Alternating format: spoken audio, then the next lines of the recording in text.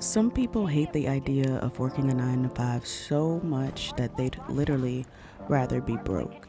And if you're anything like me and have made money online and have researched how to make money online, I think one of the weirdest things that the internet has done to us is convince us that having a job means that you failed.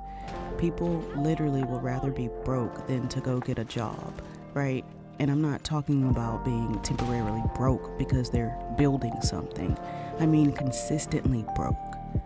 They're behind on bills, stressed about money, applying for jobs only when they're desperate, all while telling themselves they're too good for a regular job. And honestly, I think that's a dangerous mindset. I know that's a dangerous mindset because somewhere along the way, people stopped treating jobs like tools and started treating them like an insult. And I get it. The internet is flooded with entrepreneur content, passive income content, escape the matrix content, escape the rat race content, quit your job content, gain your financial freedom content. And the thing is, none of that is actually bad. I watch that stuff too. I think most of us do when we're trying to improve ourselves. I like hearing about people building businesses. I like hearing about people changing their lives. I like hearing about people betting on themselves. The problem starts when inspiration turns into delusion. Because after enough scrolling, some people start looking at a paycheck like it's punishment. Like having stability is embarrassing. Like having a job means you're somehow losing. And that's where I think people get themselves into trouble. Because last time I checked, rent don't care about your mindset. Rent don't care about your vision board. Rent don't care that you're manifesting. The first is coming either way. Groceries cost money.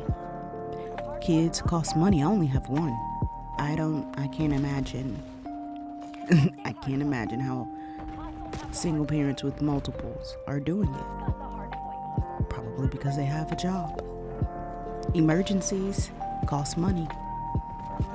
And if you don't have an emergency fund, what happens when poop hits the fan? Life costs money. And I'm not saying all this to be negative. I'm saying it because reality does not stop just because we found a motivational reel that made us feel good for 30 seconds. I work for a big company. I make YouTube videos in my spare time, and anyone who makes YouTube videos really knows why we do it. I'm building a side business, which I intend to scale into something that is no longer a side business. I'm trying to create more options for myself, but I'm not sitting around waiting for one thing to magically save me. I'm trying to use one thing to build another, and I think that's the part people miss. Because if my job is funding my future, why would I treat it like the enemy? That's like being mad at the gas station while you're trying to drive somewhere. The gas isn't the destination, but you ain't getting nowhere without it. Now, here's where the conversation gets interesting, because I understand why people don't trust jobs either. Layoffs happen. Companies restructure.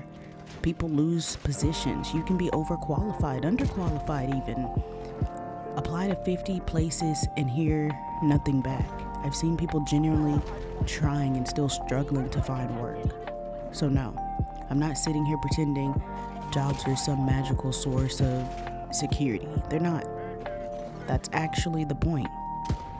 Because job security isn't guaranteed. Business security isn't guaranteed. Nothing is guaranteed, which means the goal shouldn't be putting all your faith in one thing. The goal is having options, and that's where I think people get caught up. They mentally quit their job before their business can actually support them. That's the trap. The business makes $300, $500, maybe $1,000, and suddenly they start talking like they're financially free. And listen, I'm all for betting on yourself, seriously. Bet on yourself. Build the thing. Take the risks. Start the channel. Launch the business. Sell that fucking product. Do it all. Excuse my language. I get passionate about this sometimes. All the time. But don't stop paying your bills while you're doing it, because competence and income are not the same thing. Vision and revenue are not the same thing. Potential and profit, they're not the same thing yet.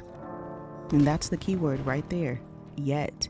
And if you can survive that yet phase, you're in so much of a stronger position, because now you're building without desperation. Now you're building without wondering how you're going to eat next week. Now you're building from stability instead of panic.